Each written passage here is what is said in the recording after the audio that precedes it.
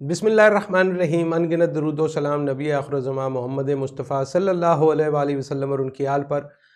Power corridor series की नई video के साथ शहजाद अनवर फ़ारूकी एक मरतबा फिर आपके सामने हाजिर। और आज की वीडियो में हम बदस्तूर पीछा जारी रखेंगे जो मोटरवे पर एक ख़ातून के साथ ज़्यादती का मामला हुआ उसका फॉलो अप स्टोरी करेंगे। बहुत अहम मालूमात हमारे पास हैं और जो हम आपके साथ आज शेयर करने जा रहे हैं। देखिए, ये जो सना नामी ख़ातून है, इसका ताल्लुक़ एक बहुत बाअसर फैमिली से बताया जा रहा है और 3 इसके साथ बच्चे थे और बच्चों की उम्रें जो हैं वो 3 साल, 6 साल और 9 साल थी। और ये तीनों बच्चे ज़्यादती के वक्त जो है वो माँ के साथ मौजूद थे। ये ख़ातून फ़्रांस से यहाँ पाकिस्तान आई और यहाँ पर वो चूँकि अपनी हमशीरा के पास लाहौर थी, यहाँ पे उनको देर हो गई, जिसके बाद वो गुजरांवाला वापस जा रही थी जब उनके साथ ये वाक़या पेश आया। अभी हमें ये बताया गया है कि इस मुकदमे की जो FIR दर्ज की गई है थाना गुजरपुरा में, उसमें मुद्दई एक साहबजादा शहजाद नामी शख्स को बनाया गया है, जिसका एड्रेस जो है वो DC ऑफिस कॉलोनी गुजरांवाला का है। और ये कहा जा रहा था कि शायद ये इस खातून का दोस्त है और इसको पहले फ़ोन किया गया और ये किया गया। ये सब बकवास है, इन बातों में कोई सच्चाई नहीं है। ये जो साहबजादा शहजाद हैं,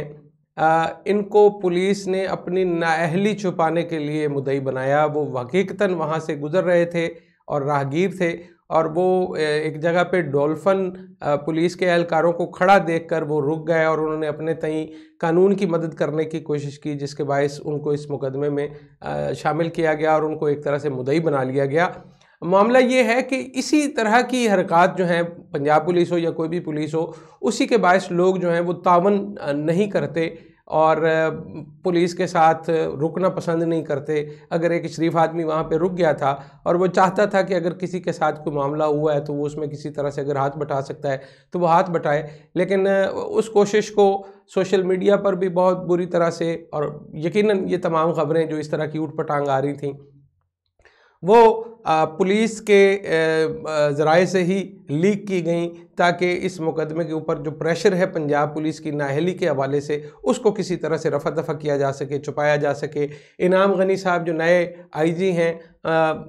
उनके सरबराही में जो पंजाब पुलिस काम कर रही है और जिस तरह से उमर शेख साहब ने इस पर बयान दिया है, वो ये बताने के लिए काफ़ी है कि किस तरह से पंजाब पुलिस इस केस को हैंडल करने की कोशिश कर रही है। कुछ अच्छी चीज़ें भी हैं इस हवाले से शेयर करने को।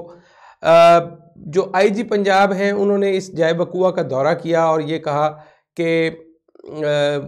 यहाँ पे कोई घड़ी या कोई लॉकेट ऐसा नहीं मिला पुलिस को जाए बकुआ से, जिसको बुनियाद बनाकर सोशल मीडिया पर एक बाज़ार गर्म किया गया है। और ना ही उन्होंने कहा कि कोई लोग ATM इस्तेमाल करते हुए पकड़े गए हैं। लेकिन हमारे मुसद्दक़ा ज़राए का ये कहना है कि 2 अफराद जो हैं वो यकीनी तौर पर इस हवाले से अहम मुल्ज़मान गिरदाने जा रहे हैं। वैसे तो 15 के लगभग लोग जो हैं वो इस वक्त ज़ेर हिरासत हैं पुलिस के पास और वो तफ्तीश का हिस्सा हैं इस केस की, लेकिन इनमें से 2 लोग जो कि जाए बकुआ से चंद ही किलोमीटर दूर एक गाँव के लोग हैं, 2 जिनके नाम जो हैं वो इलाही बख्श वल्द मंजूर और फ़याज़ वल्द अल्लाह वसाया बताए जा रहे हैं। ये 2 लोग जो हैं, इनको प्राइम सस्पेक्ट का अगर दर्जा दिया जाए तो गलत ना होगा। ये दोनों अफराद जो हैं ये मकामी इसी गांव के रिहायशी हैं और भूसे के कारोबार, जिसको आम ज़ुबान में हम तूड़ी कहते हैं, तूड़ी का काम करते हैं। और इनको इस वक्त तक मेन मुल्ज़म गर्दाना जा रहा है और इनके DNA सैंपल्स ले लिए गए हैं और कोशिश ये की जा रही है कि ख़ातून के साथ जो ज़्यादती के मामलात हुए उसकी तस्दीक चूँकि गुज़श्ता रोज़ मेडिकल रिपोर्ट में हो गई है और उनके जो DNA टेस्ट लिया गया है उस सैंपल के साथ इसको मैच करने की कोशिश की जा रही है। और जैसे ही इसका नतीजा, जो कि कल मुतवक्को है, ये नतीजा सामने आएगा तो हतमी तौर पर यह ऐलान किया जा सकेगा कि ये 2 लोग जिनके नाम मैंने अभी आपके सामने रखे, ये वाकई इस वारदात में मरकज़ी मुल्ज़म थे या नहीं थे। और यहाँ पर बहुत सारी चीज़ें हैं जो आपके साथ शेयर करनी मकसूद हैं कि किस तरह से ये जो CCPO लाहौर हैं उमर शेख साहब, इन्होंने चीज़ों को घुमाने की कोशिश की। उन्होंने किस तरह से ये कहा कि खातून गालबन ये फ़र्क नहीं समझ पाई कि वो फ़्रांस में हैं या पाकिस्तान में, तो ये बाइस शर्म बात है उनके लिए। अगर उनके नज़दीक ये कोई ऐसी लॉजिक थी जिसको बुनियाद बनाकर वो इस केस को दबाना चाहते हैं या पंजाब पुलिस की नाअहली को छुपाना चाहते हैं और उस आदमी को छुपाना चाहते हैं जिसने कहा कि ये हमारी हदूद नहीं है, दूसरे ने कहा कि हमारी यहाँ पे अभी ड्यूटी नहीं लगी है, ये बड़ी ही अफसोसनाक सूरत हाल है। एक तरफ हम लोग मोहम्मद बिन कासिम की विरासत का दावा करते हैं और बड़े फ़ख्रिया उन लोगों की विरासत क्लेम करते हैं जिनके साथ यकीनन हमारा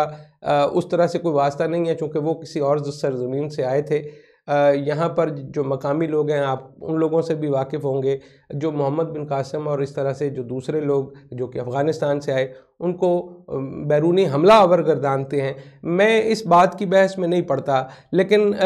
जो कहानी हमने अपने बच्चों को बता रखी है निसाबी कुतब में कि मोहम्मद बिन कासिम ने एक औरत की या एक ख़ातून की या एक लड़की की सदा पर लब्बैक कहा और वो अपना लश्कर लेकर